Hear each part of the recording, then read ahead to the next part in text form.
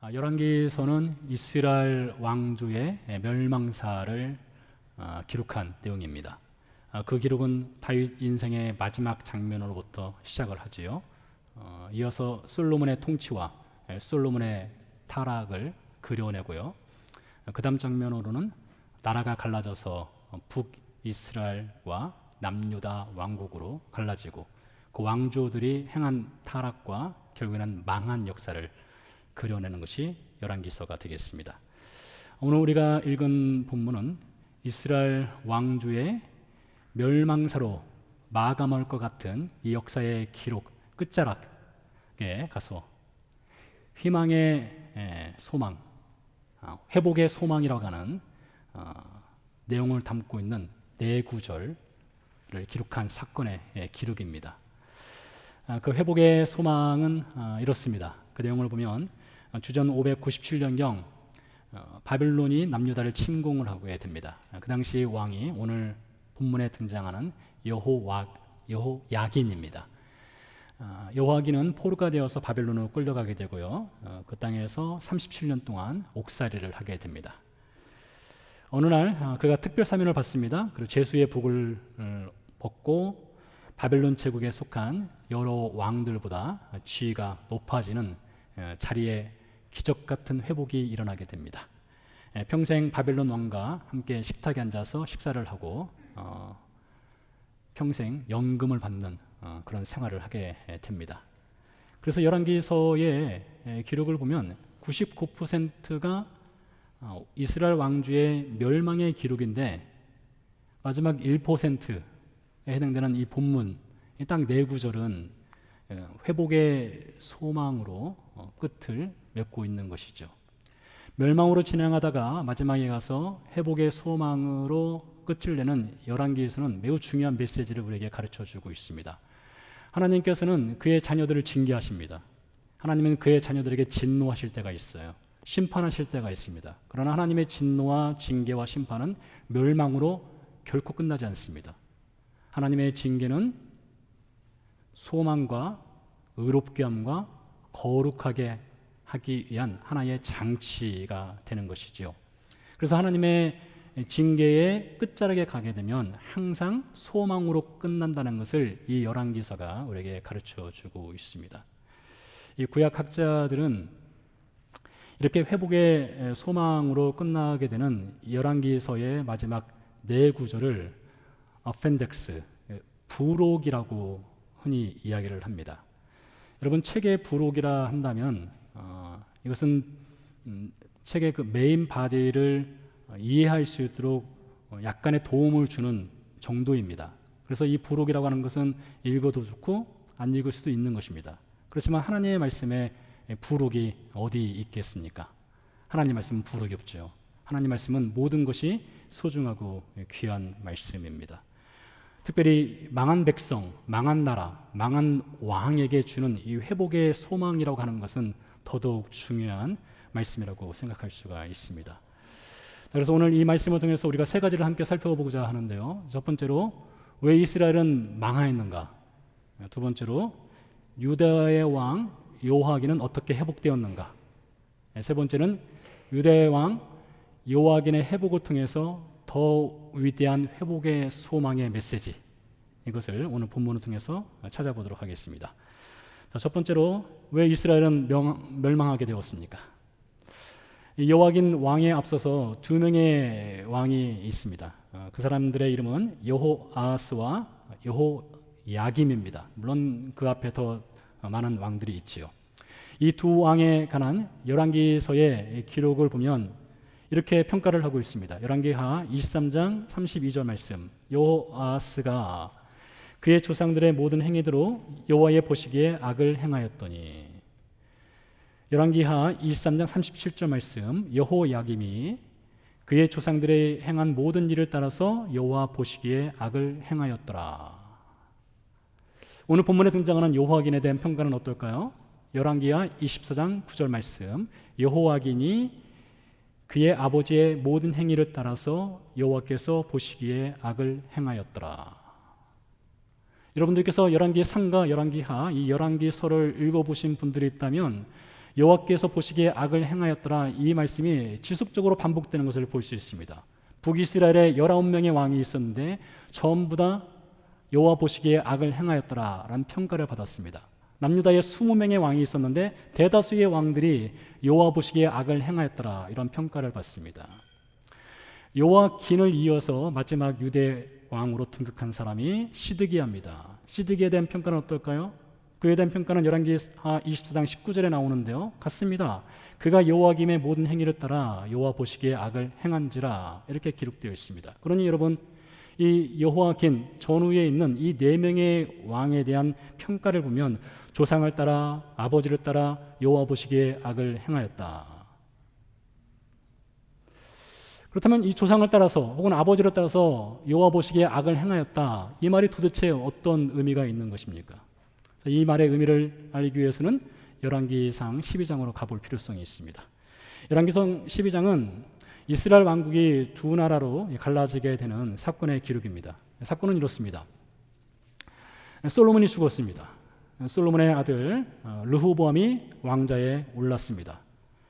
솔로몬의 폭정에 의해서 지칠 대로 지친 이스라엘 10개 지파와 그들의 리더인 여로보암이 르호보암을 찾아옵니다. 혹 여러분들에게 이 솔로몬이라고 하는 인물은 지혜의 왕으로 각인되어 있을 텐데요. 여러분 솔로몬은 지혜의 왕이 분명합니다. 그렇지만 솔로몬은 매우 폭군이었습니다. 그리고 그는 타락한 삶을 살았습니다. 참 안타까운 인생이었죠. 아무튼 이 솔로몬의 아들 르호보암에게 이스라엘 10개 지파와 여로보암이 찾아와서 우리에게 지어진 이 노역을 강제 노역을 좀 가볍게 해달라는 호소를 합니다. 그런데 이 르호보암이 어리석어서 그 호소를 듣지 않습니다. 거절해 버리죠. 이로 인해서 나라가 두 쪽으로 갈라지게 되고 여로보암 편에 섰던 10개의 지파와 여로보암이 나라를 세우게 되는데 그 나라가 바로 북이스라엘 왕국입니다. 때는 대략 930년경이 되겠습니다. 르호보암은 2개 지파와 함께 남유다를 다스리는 왕이 되지요. 근데 여로보암은 이렇게 북이스라엘의 10개 지파의 전폭적인 지지를 받고 왕이 되었으나 그에게는 왕주의 정통성이 없었습니다. 정통성이 없으니 늘 불안하죠. 게다가 당시 이스라엘 사람들은 예루살렘 성전을 중심으로 신앙생활을 했습니다. 그래서 북이스라엘에 있는 이스라엘 백성들이 남유다의 예루살렘 성전을 자주 방문하다 보면 여로보암의 왕권이 약해지고 자신의 지지하던 지지 세력도 약화되고 그러다 보면 백성들이 자신을 죽이게 되고 자신은 이렇게 망하지 않을까 이런 두려움에 빠지게 됩니다. 그래서 이 죽임을 당하지 않을까 하는 이 두려움 속에서 이 여로보암이 살 길을 찾게 됩니다. 그것은 이렇습니다. 먼저 북이스라엘 백성들이 남유다에 있는 예루살렘 성전을 방문하는 것을 막기 위해서 성전을 2개를 세웁니다. 하나는 북이스라엘 북단 끝자락에 있는 단이라는 곳에 세우고 다른 하나는 남유다와 경계선에 있는 베델이라고 하는 곳에 신전을 세우게 됩니다. 그리고 그 신전 안에 황금 송아지를 세우고 이렇게 말을 합니다. 열왕기상 12장 28절 29절 말씀.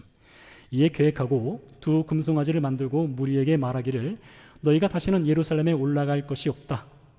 이스라엘아 이는 너희를 애굽 땅에서 인도하여 올린 너희의 신들이라 하고 하나는 베델에 두고 하나는 단에 둔지라. 신전을 세웠습니다. 그 신전 안에 황금 송아지 우상을 만들어 놓았습니다. 이제 신전에서 섬길 제사장이 필요하겠지요.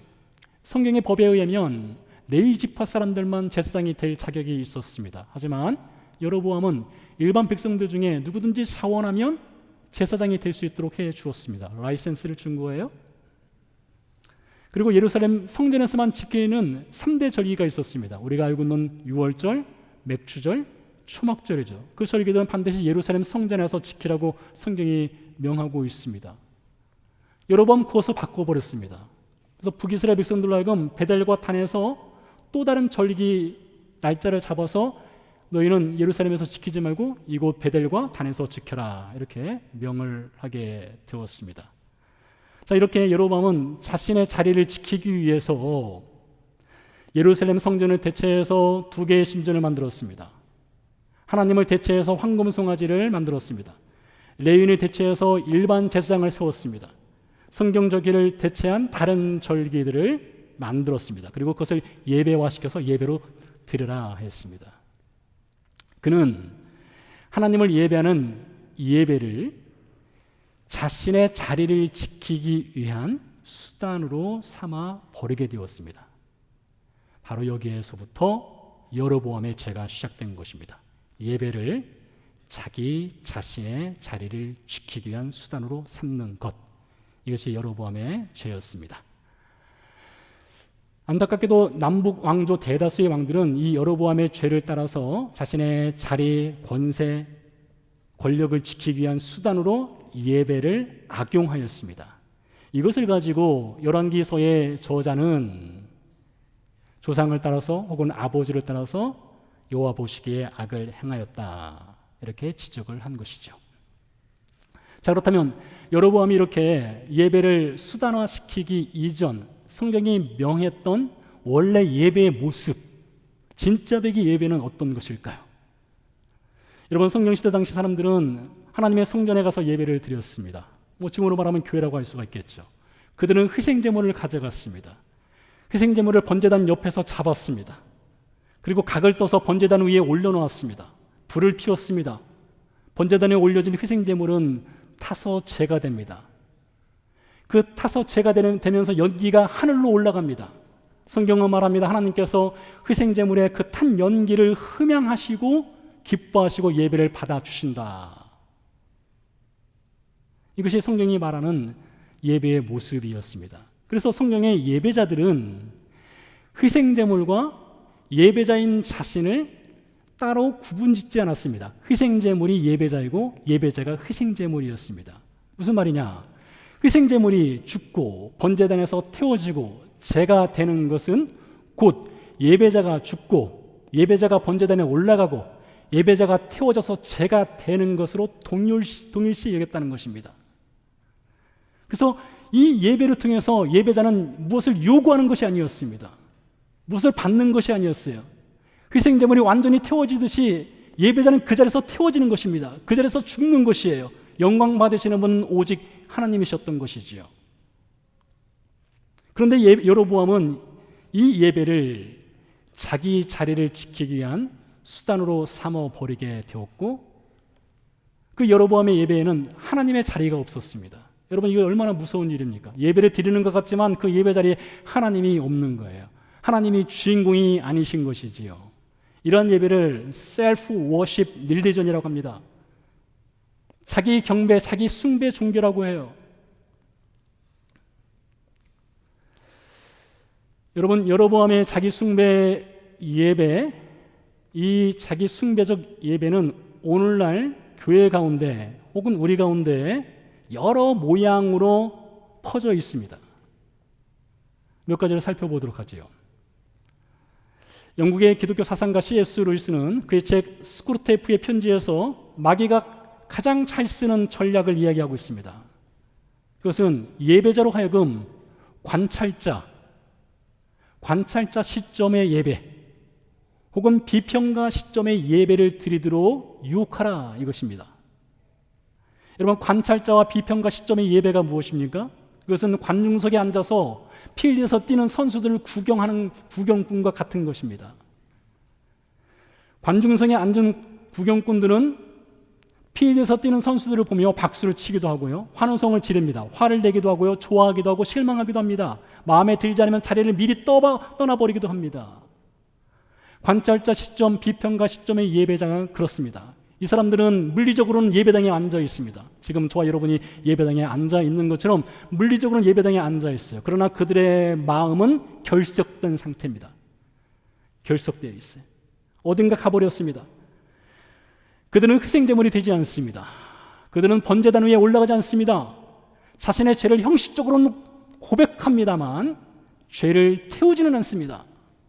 손에 평가서를 들고 있고요, 좋아요와 싫어요 중에 하나를 눌러버립니다. 자신의 판단으로 별점과 리뷰를 다는 사람들, 관찰자 시점, 비평가 시점의 예배자들입니다. 여러분, 우리가 예수 그리스도를 영접하게 되었을 때에 가장 먼저, 가장 레디컬하게 바뀌는 것이 있습니다. 그것은 곧 예배입니다. 아마 여러분들이 예수님을 만났을 때 제일 먼저 바뀐 것이 있다면 여러분의 예배의 태도였을 거예요.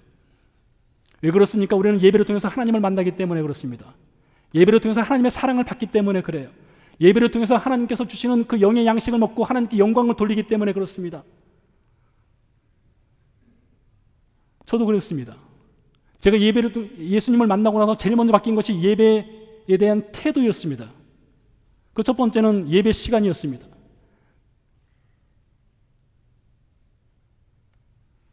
예수님을 만나고 나서 예배 시간을 저는 반드시 지키려고 했습니다. 두 번째 바뀐 것이 헌금이었습니다. 지금은 우리가 온라인으로 이렇게 헌금을 하기도 하지만은 옛날에는 헌금을 이렇게 헌금 바구니에 넣고 그랬지 않습니까? 고등학교 때 예수님 만나서 헌금을 드릴 때에 1,000원짜리 헌금을 드린다 하면 1,000원짜리가 새 것이면 새 것을 드리면 참 좋은데 그러지 못할 경우에 믿음의 선배들이 그렇게 가르쳤어요. 어떻게 헌금을 하라 했느냐? 다리미질을 해라. 다리미질을 해라. 깨끗한 돈을 드려야 된다. 새 것을 못 드리면 깨끗한 돈을 드려라. 다리미질을 못할 것 같으면 성경책 속에 미리 헌금을 준비해놔라. 그렇게 헌금을 드려야 된다. 그렇게 배웠습니다. 여러분, 너무 형식적이라고요? 절대 형식적인 것이 아니죠. 거기에 마음이 있는 것이죠. 거기에 하나님의 사랑하는 것이 담겨 있는 거예요. 예수님을 만나고 나니까 헌금이 달라지더라고요. 헌금의 양이 달라지는 것이 아니라 헌금을 드리는 마음이 달라지는 것이었습니다. 예수님을 만나고 나서 예배에서 달라진 것은 내가 원하는 것을 청구하는 것이 아니라 하나님이 무엇을 원하시는 것인가를 좀 더 신경 쓰게 되고 바라보게 되었습니다. 여러분의 예배상은 어떻습니까? 여러분의 예배상은 관찰자 시점의 예배입니까? 비평가 시점의 예배입니까? 구경꾼의 예배입니까? 아니면 여러분이 태워지는 예배입니까? 둘째, 여러분의 자기 숭배적 예배는 오늘날 소비자로서의 예배자 모습으로 나타나기도 합니다. 여러분, 소비자는 감정이 중요해요. 느낌이 매우 중요합니다. 물건을 살 때 그냥 사지 않습니다. 결정하기 위해서 고민하는 경우도 있지요. 소비자는 왕이라고 하지 않습니까? 예배자가 그런 모습으로 등장하기도 합니다. 예루살렘 히브리 대학의 역사학자인 유발 하라리는 21세기에 사람들을 이렇게 평가했습니다. 21세기는 소비자가 모든 것을 결정하는 시대이다. 소비자가 상품의 가치를 결정한다. 상품의 좋고 나쁨, 심지어 상품의 옳고 나쁨, 옳고 그름도 소비자가 결정한다. 세계 천재들을 다 모아서 아무리 완벽한 자동차를 만들었다 할지라도 소비자의 선택을 받지 못한다면 그 자동차는 무가치한 것이다. 상품 가치가 없다. 그러니 우리 세대는 소비자가 무엇에 관심을 두고 어떤 감정을 느끼고 무엇을 결정하는가, 그것이 제일 중요해 버린 시대이다. 이것이 유발 하라리의 말입니다. 소비자가 모든 것의 최종 결정권자가 된다는 이 세상의 트렌드가 사실 오늘날 교회 속에도 어느 정도 들어와 있습니다. 이 소비자 중심의 예배는 소비자인 예배자가 무엇을 원하는가에 집중합니다. 소비자가 무엇에 관심을 두는가에 예배는 집중하게 되어 있어요. 거기서 귀를 기울이게 되어 있습니다. 소비자인 예배자들은요, 자신들이 지출하는 만큼 크레딧 카드를 긁듯이 자신들이 시간과 물질을 지출한 만큼 그의 정비례한 만족을 요구합니다. 보상을 요구해요. 고객 감동이라고 하죠. 고객 감동적인 서비스 제공을 요구합니다. 이것이 채워지지 않으면 소비자적인 예배자들은 떠나버립니다.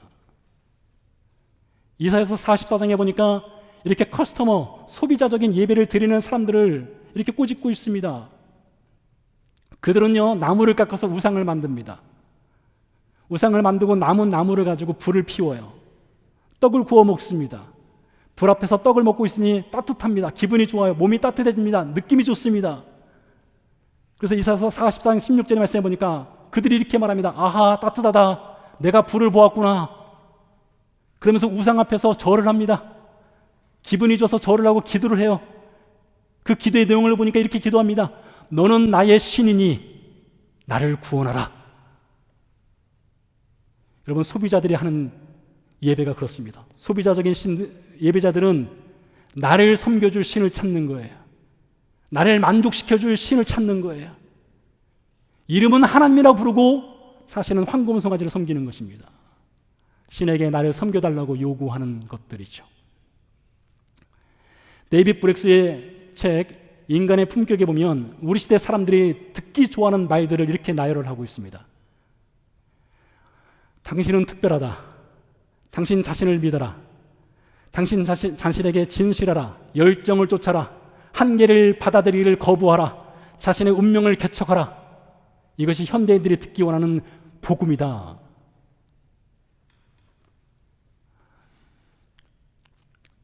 번영신학의 선두주자라고 하는 조엘 오스틴, 여러분들 가운데 혹시 조엘 오스틴의 설교를 듣는 분이 있다면 당장 끊으셔야 됩니다. 여러분, 그것은 절대 들어서는 안 되는 설교입니다. 그런 말 있죠. 뭡니까? 사과 먹지 말라고 하면 사과 자꾸 먹고 싶다고 하는 뭐 그런 거 있지 않습니까? 그런 것처럼 조엘 오스틴 설교 듣지 말라 하니까 이게 도대체 뭔가 하고 또 듣고 싶어 하는 분들이 있을까 걱정되는데요. 여러분, 절대 들으시면 안 됩니다. 조엘 오스틴은 이 번영신학의 선두주자인데요. 그는 이런 말을 했습니다. 더 나은 사람이 되라. 당신은 충분히 뛰어나다. 당신은 승리할 운명을 타고났다. 이것을 믿어라 하고 주장합니다. 여러분, 이 모든 것들, 이 데이빗 브룩스가 말하는 인간의 품격에서 말하는 너는 특별하다. 당신은 더 나은 사람이 될 수 있다. 이 내용들은 항상 자신이 중심에 있습니다. 내가 중심이에요. 내가 세상의 중심인 거예요. 이것이 바로 여로보암이 범한 자기 숭배적 예배자의 모습이었습니다. 근데 여러분, 사실 이 소비자 중심, 자기 중심의 예배, 자기 숭배적 예배의 트렌드는 사실 오늘날만의 문제가 아닙니다. 이미 1세기부터 그 문제가 있었습니다. 바울이 디모데후서 4장에서 이야기를 하죠. 그 당시 사람들에게 하는 얘기입니다. 그 당시 사람들에게 말하기를, 그 당시 신자들에게 당신들은 바른 교훈을 듣고 싶어 하지 않습니다. 당신들은 귀가 가렵습니다. 당신들의 귀를 즐겁게 할 것을 찾습니다. 당신들의 귀를 즐겁게 할 많은 스승들을 두고 있습니다.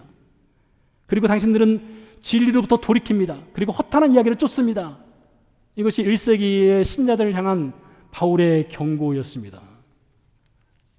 기억하십시오. 예배자가 주인공이 되면 그 예배에는 하나님이 계실 수가 없습니다. 하나님이 없는 예배에는 내가 우상 숭배의 자리에 서게 됩니다. 이렇게 여로보암이 자신을 위해 만든 자기 숭배의 예배를 드리게 되었고, 이스라엘 열왕들은 그 길을 따라서 자신들도 예배를 수단화시켰습니다. 그것이 이스라엘 전체 역사에 만연된 예배의 문화가 되어버렸습니다. 이렇게 되었을 때에 여로보암의 자기 숭배의 길을 걸었던 오늘 본문의 여호와긴이 지금 어디 있는가를 여러분 보시기 바랍니다. 27절 말씀에 보면 여호와긴은 37년 동안이나 옥살이를 하고 있습니다. 한마디로 그럼 망해버렸어요. 여러분, 놀라운 사실은요, 이 여호와긴이라고 하는 인물이 왕이 되었을 때 그의 나이가 18살이었습니다. 겨우 18살이었어요. 이 18살의 이 왕이 몇 개월 동안 왕관을 쓰고 있었느냐? 겨우 3개월 왕관을 쓰고 있었습니다. 그가 매주 안식일마다 예배를 드렸다면 12번 예배를 드린 거예요. 12번 예배를 드리는 내내 그 몇 번 되지 않는 그 예배 가운데 그는 자기 숭배의 길을 걸었습니다. 여로보암의 길을 따랐어요. 그리고 3개월이 지났을 때 그의 왕관은 벗겨졌고 바벨론으로 끌려가서 37년째 지금 옥살이를 하고 있는 중이라는 것이지요.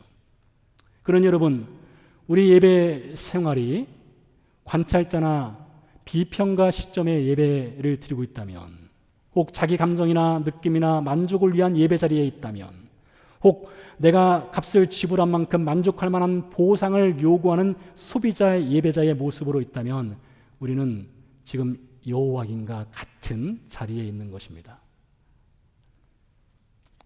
자, 그렇다면 이렇게 자기 중심적이고 자기 숭배적 예배자인 이 여호와긴이 어떻게 그 자리에서 벗어날 수 있게 될까요? 어떻게 하면 그 자기 숭배의 예배에서 벗어날 수 있겠습니까? 먼저 우리는요, 이 여로보암이 범한 자기 숭배적 예배라고 하는 이 죄 문제로부터 좀 더 한 단계 아래로 들어가서 좀 더 근원적인 이 죄 문제를 살펴볼 필요성이 있습니다. 어쩌면 여로보암의 죄 혹은 여호와긴의 이 죄는 빙산의 일각이고 그 수면 아래에 숨겨진 또 다른 죄의 모습이 혹은 죄의 뿌리가 있을 수 있어요. 창세기 1장과 2장으로 가보도록 하겠습니다. 창세기 1장과 2장에는 하나님께서 세상을 창조하신 창조의 사건이 기록되어 있습니다. 그 중에서도 인간 창조의 사건이 있지요. 창세기 1장 26절 이하에 보면 하나님께서 사람을 창조하실 때 이렇게 말씀하십니다. 우리가 우리의 형상을 따라서 사람을 창조하자. 그래서 사람이라고 하는 존재는 하나님의 형상을 따라서 지음받은 존재입니다.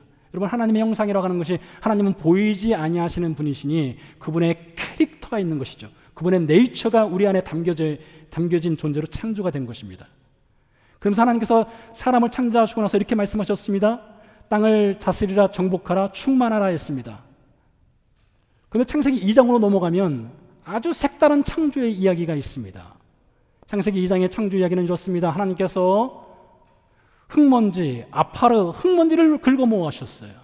그 흙먼지를 가지고 사람을 만드셨습니다. 그리고 그 코에 생기를 불어넣으셨어요. 그리고 말씀하셨습니다. 에덴 동산에 들어가서 섬겨라 하셨어요. 여러분, 창세기 1장의 창조와 창세기 2장의 창조는 전혀 다른 창조입니다. 창세기 1장의 창조는 하나님의 거룩한 이미지, 위엄 있고 존귀한 이미지로 창조되었고, 창세기 2장의 창조는 흙먼지로 창조되었다 이렇게 말하고 있습니다. 어떤 게 맞는 것일까요? 여러분들은 어떤 걸 원하십니까? 흙먼지로 창조된 인간을 원하십니까? 하나님의 이미지로 창조된 인간을 원하십니까? 내용은 이렇습니다. 만일 우리가 하나님의 형상을 따라서 창조되고 정복하라, 다스리라, 충만하라 이것만을 받은 인간이라면 자칫 인간은 교만에 빠지기가 쉽습니다. 자기중심적이고 이기적이고 그런 타락에 빠질 수가 있어요. 반대로 창세기 2장에 흙먼지로 창조되었다는 그것만 붙잡고 있으면 나는 무가치한 존재, 먼지만 또 못한 존재, 자기 비하에 빠질 수가 있습니다. 하나님은 정말 위대하신 분이세요. 우리 하나님은요, 한편으로는 너는 나의 이미지로, 나의 캐릭터, 나의 네이처가 담겨있는 이 존귀한 존재로 너는 창조되었던다. 다른 한편으로는 그러나 너는 흙먼지 것을 기억하라. 이것이 완벽한 조화를 이룬 것이 사람입니다. 그런 여러분 가운데는 무엇이 있습니까? 하나님의 이미지가 있어요. 하나님의 네이처가 있습니다. 하나님의 캐릭터가 있어요. 다른 한편으로는 우리에게는 하나님의 흙먼지, 아무것도 아닌 것 같다는 흙먼지가 있어요. 이것이 완벽하게 조화를 이룬 것이 인간의 모습입니다. 근데 문제는 죄죠. 죄가 세상에 들어와서 이 창조의 조화가 완전히 깨어지게 되었습니다. 그로 인해서 사람은 하나님의 형상, 성품을 잃어버리게 되었습니다. 그 결과 한편으로는 사람 스스로 존귀해지려고 합니다. 스스로 높아지려고 합니다. 스스로 자기 가치를 높이려고 합니다. 이기적이고 교만하고 자기 의로움과 자기 중심적이고 자기 숭배에 빠지게 됩니다. 반대편으로 가게 되면 나는 무가치하고 나는 의미 없고 자존감도 없고 자기 비하에 빠지게 됩니다. 이것이 불균형이 되는 거예요. 균형감을 잃어버렸어요. 조화를 잃어버렸습니다. 그래서 어느 편으로 가든지 뒤틀려서 쓸모없는 나무가 되어버린 것이 인간입니다. 이렇게 뒤틀려버린 나무와 같은 우리가 어떻게 창조의 조화를 회복시킬 수 있을까요? 우리가 도대체 무엇을 해야 됩니까? 우리가 도대체 무엇을 해야만 자기 숭배의 예배에서 빠져나올 수 있겠습니까? 그리고 회복될 수 있겠습니까? 여러분 잘 들어보시기 바랍니다. 뒤틀려진 나무가 스스로 고다질 수 없는 것처럼 우리 스스로의 노력이나 열심, 우리의 믿음으로 할 수 있는 것은 nothing, 아무것도 없습니다. 우리가 해야 할 것은 내가 무엇을 할 것인가, 이것이 아니라 나를 위해 그리스도 예수께서 무엇을 해주셨는가, 그것에 집중해야 됩니다. 여러분 항상 회복의 소망은 나 자신이 아닌 예수 그리스도 그리고 그분의 복음으로부터 시작되는 것입니다. 망한 나라의 왕인 여호와긴의 이야기에는 놀라운 회복의 소망이 담겨 있어요. 오늘 본문 27절에서 30절까지의 히브리어 원문을 보면 이 원문의 모든 내용들이 다 수동형입니다. 패시브형이에요. 그러니까 여호와긴이 스스로 한 것이 아무것도 없습니다. 여호와긴이 능동적으로 할 수 있는 것이 아무것도 없었어요. 스스로 감옥 밖에 나오지 않았습니다. 스스로 제수의 의복을 벗지 않았습니다. 스스로 왕의 자리에 오르지 않았습니다. 스스로 종신연금을 달라고 신청할 수도 없었습니다. 이 모든 것은 밖으로부터 주어진 것이었습니다. 멸망의 감옥 한복판에 갇혀 있는 여호와긴에게 회복의 소망은 밖에서 찾아온 것입니다. 누가 여호와긴에게 이 회복의 소망을 가져왔을까요? 여러분 오늘 보면 27절에서 30절 매 구절마다 우리는 회복의 소망을 주시는 더욱 위대한 분, 그 한 분을 발견할 수 있습니다. 그분은 예수 그리스도이십니다. 37년 동안 결코 짧지 않은 기간을 감옥에 갇혀 있었습니다. 그는 결박되어 있었습니다.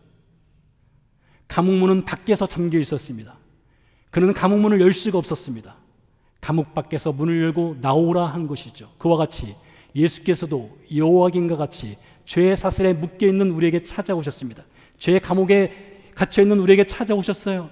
그리고 우리를 감옥 안에서 끌어내 주셨습니다. 에베소 2장 1절 말씀에 보니까 이렇게 말하고 있습니다. 죄와 허물로 죽었던 너희를 살리셨다 했어요. 2장 2절과 2장 3절에 보니까 너희는 본질상 진노의 자녀였다 했어요. 그런 여러분, 우리는 죄의 감옥에 갇혀있고 본질상 진노의 자녀이고 불순종의 아들들이고 여호와긴과 똑같은 상황 속에 빠져 있었던 것이죠. 그런데요, 에베소서 2장 4절에 보니까 이렇게 말씀이 기록되어 있습니다. 긍휼이 풍성하신 하나님이 우리를 사랑하신 그 큰 사랑을 인하여, 엄청난 복음의 메시지가 이 안에 담겨 있습니다. 여러분, 이 말씀의 헬라어 원문을 보면 긍휼이 그 앞에 가장 위대한 접속사가 있어요. 그 접속사는 반전의 접속사 but입니다. but. 그러나 긍휼이 풍성하신 하나님이, 우리는 죄의 사슬에 묶여 있고 우리는 죄의 감옥에 갇혀 있고 우리 스스로는 죄에서 빠져나올 수 없는데, 그러나 긍휼이 풍성하신 하나님이 그 큰 사랑을 인하여 37년 동안 감옥에 갇혀있던 여호와긴이 스스로 나올 수 없었으나 밖에서 누군가 불러줘서 그가 나왔던 것처럼 긍휼에 풍성하신 하나님이 우리를 죄의 감옥에서 끌어내 주신 것입니다. 29절 말씀에 보니까 여호와긴이 제수의 의복을 벗었습니다. 예수께서도 우리가 입고 있던 죄인의 옷을 벗겨주셨습니다. 그리고 예수님의 의로우심, 그 의로운 옷을 우리에게 입혀주셨습니다. 우리가 벗은 죄의 옷을 예수님이 대신 입으셨어요. 그리고 예수님이 우리 대신에 그 죄의 감옥에 갇히셨습니다. 그리고 그곳에서 죽으셨습니다. 그게 바로 십자가 사건입니다. 여호와긴이 왕의 식탁에 앉아서 왕과 함께 식사를 하는 영광을 누리게 되었습니다. 여러분, 예수님께서도 우리를 예수님의 식탁 자리로 늘 초대하시는 분이십니다. 여러분, 예배라고 하는 것은요, 하나님이 베푸신 만찬 자리예요. 하나님은 여러분을 초대하십니다. 이 예배자의 자리에 초대하셔서 이 자리에서 말씀의 양식을 베풀어 주시고 하나님께서 여러분을 영으로 공급해 주시는 것이죠. 요하긴요, 평생 동안 그가 먹고 마시는 것을 공급받게 되었습니다. 예수님의 복음도 그렇습니다. 예수님의 복음은 우리를 구원하는 데 끝이지 않습니다. 우리를 구원하실 뿐만 아니라 예수님께서 약속하셨어요. 임마누엘, 내가 너와 함께한다. 여러분, 도대체 무슨 이유로, 무엇 때문에 예수님께서 죄의 감옥에 갇혀 있는 우리를 찾아오시고 우리의 죄수의 의복은 그분이 입으시고 그분의 의로움의 옷은 우리에게 입혀주시고 우리를 대신해서 죄의 감옥에서 죽으시고 우리를 식사자리로 초대하시고 우리에게 영원히 내가 너와 함께하마, 그 영원한 약속을 왜 주셨습니까? 무엇 때문에? 여러분, 그 이유를 어떻게 찾을 수 있겠습니까? 우리는 그 이유를 찾을 수 없어요. 우리 자신의 그 죄의 모습을 보면 우리 자신에게서는 그 이유가 나올 수 없습니다. 그것은 오직 값없이 주신 하나님의 은혜이며 찾아오신 예수 그리스도의 사랑입니다.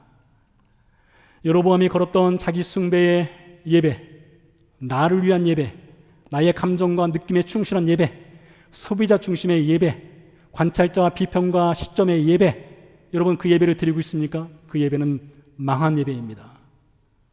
그 예배에서 벗어나고 싶습니까? 그러면 다시 십자가 복음을 들으셔야 됩니다. 요하긴과 같은 나를 찾아오신 예수 그리스도, 그 예수 그리스도의 십자가 아래 섰을 때에 우리는 더 이상 망한 예배를 드리지 않게 돼요. 내가 태워지는 예배를 드리게 됩니다. 내가 주인공이 아니라 오직 하나님이 주인공이시고 내가 영광 받는 것이 아니라 오직 하나님이 영광 받으시는 그런 예배자의 모습으로 살아갈 수 있게 됩니다.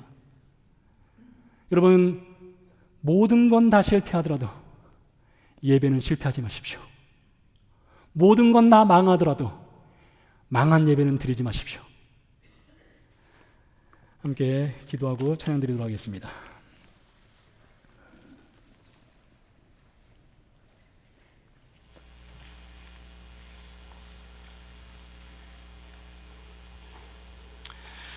우리는 일주일에 하루 1시간을 예배 자리로 나옵니다.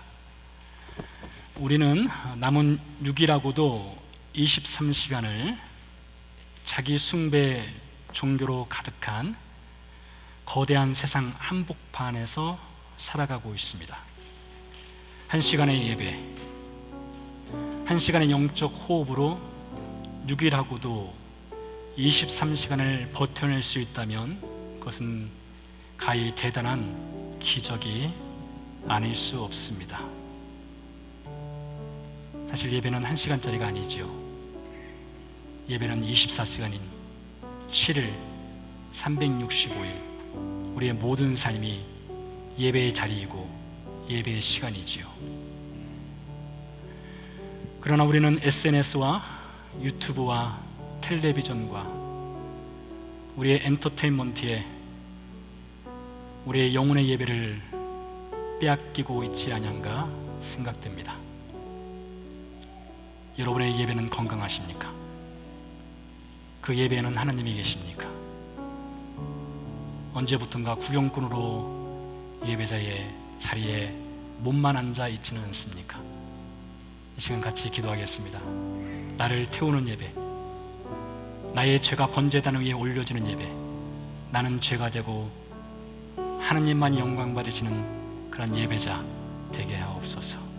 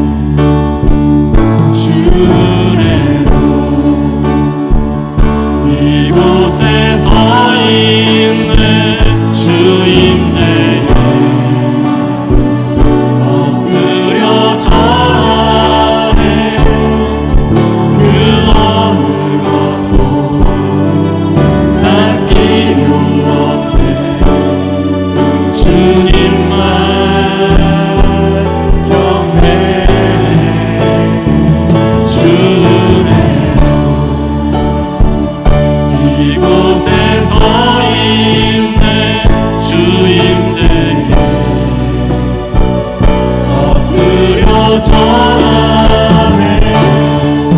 그 어느 것도 난 필요 없네. 주님만 경배해. 주내로 이곳에 서 있는 주임쟁이 엎드려 전하네. 그 어느 것도 난 필요 없네. 주님만 경배해. 주내로 이곳에 서 있는 주임쟁이 엎드려 전하네. 그 어느 것도 난 필요 없네. 주님만 경배해.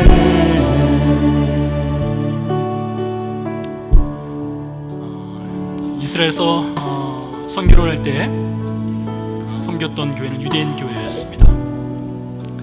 당시만 하더라도 믿는 유대인들이 핍박을 많이 받는 시기였던지라 예배 장소를 제대로 구할 수가 없었습니다. 괜찮은 장소를 구할 때는 호텔 식당에서 예배를 드린 적도 있었고, 그런 상황이 되지 않을 때는 뜨거운 태양볕 아래 나무 아래에서 모여 예배를 드린 적도 있었습니다. 100여 명의 신자들이 있었지만 들어갈 공간은 약 30여 명, 그런 공간에서도 예배를 드린 적이 있습니다. 이스라엘을 떠나기 몇 달 전에는 다행히도 교회를 구입할 수 있었습니다. 4층 건물이었고요. 마지막 층에서 예배를 드렸는데 에어컨이 되지 않는 곳이었습니다. 100도를 넘고 105도를 넘는 폭염 가운데서도 예배를 드린 적이 있었습니다. 우리는 지금 너무 안락한 곳에서 예배를 드리고 있죠.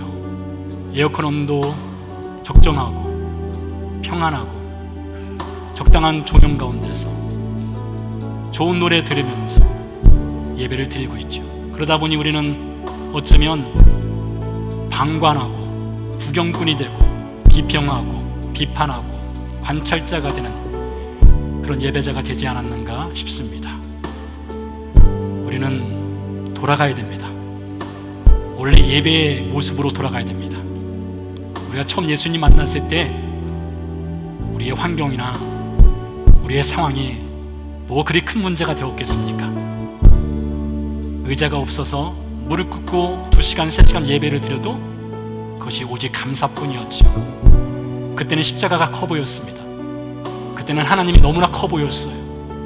그러나 이제는 하나님은 작아지고 십자가는 어딘가 사라지고 나만 남아있는 예배, 나를 만족시키는 예배, 그 우상 숭배에 빠져 있지 아니한가 싶습니다. 이 시간 다시 한번 기도하겠습니다. 주님, 내가 태워지는 예배, 내가 제가 되는 예배, 오직 하나님이 영광 받으시는 예배자, 그 순전한 예배를 회복하게 해 주옵소서. 같이 기도하시겠습니다. 살아계신 아버지 하나님, 감사합니다.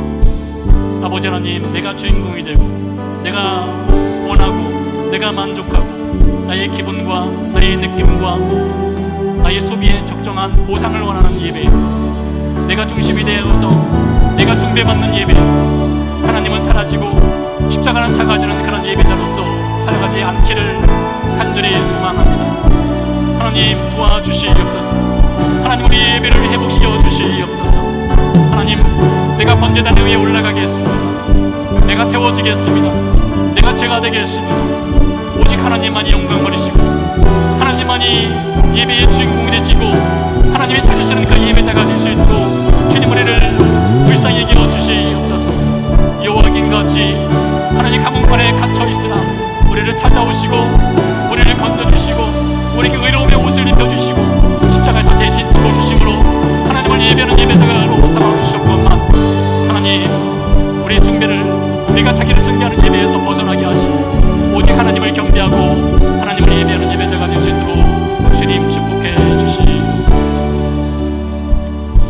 우리 다시 한번 기도하도록 하겠습니다. 8월 1일부터 4일까지 유스 우리 청소년들이 수련회를 다녀옵니다. 하나님께서 주신 귀하고 복된 예수 그리스도의 정체성을 회복할 수 있도록 기도해 주시기 바랍니다.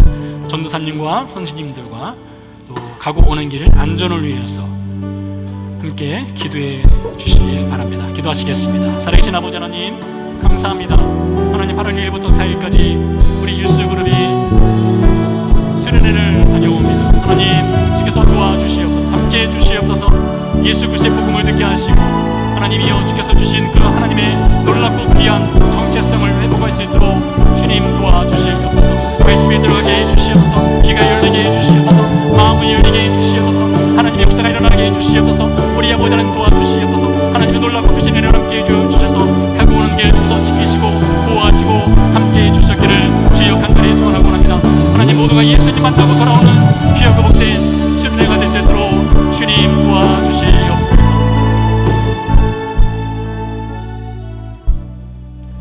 살아계신 아버지 하나님, 그 옛날 교회에서 부흥회가 열리면 서로 앞자리에 앉겠다고 미리 자리를 펴고 자기 영역 표시를 하고 예배장에 자리가 꽉 차 있을 때는 창문 너머로 말씀을 듣고 했던, 불편하지만 영광이 있었고 불편하지만 은혜가 있었고 불편하지만 하나님을 사랑했던 그 예배의 모습이 그립습니다. 하나님 아버지, 우리를 불쌍히 여겨주셔서 우리로 하여금 여로보암의 죄에서 벗어나게 해주옵소서. 나를 위한 예배, 내가 섬김받는 예배, 나의 느낌이 좋아지는 예배가 아니라 하나님을 위한 예배, 하나님이 주인공이 되시는 예배, 그 예배자로서 살아갈 수 있도록 십자가가 크게 보이게 하시고 예수 그리스도의 복음이 우리를 충만하게 채워 주옵소서. 이제는 그 아들을 보내신 하나님의 크신 사랑과 십자가에서 죽고 부활하심으로 우리를 죄의 감옥에서 건져주시고 하나님의 자녀 삼아주시고 하나님의 거룩한 영광 가운데 살아가도록 은혜 베풀어 주신 예수 그리스도의 은혜와 우리 안에 살아계셔서 나는 죽고 예수만 살아있는, 하나님만이 주인공 되는 예배자로 살아가기를 작정하는 모든 성도 가운데 성령님의 역사하심이 함께 하시기를 간절히 축원하옵나이다. 아멘.